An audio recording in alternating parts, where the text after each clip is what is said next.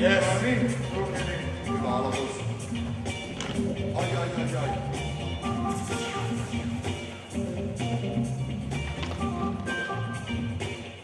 Huomioon vielä.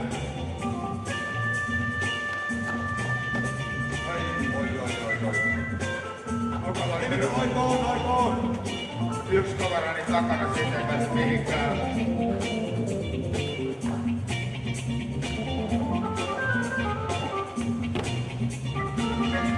Hyvä!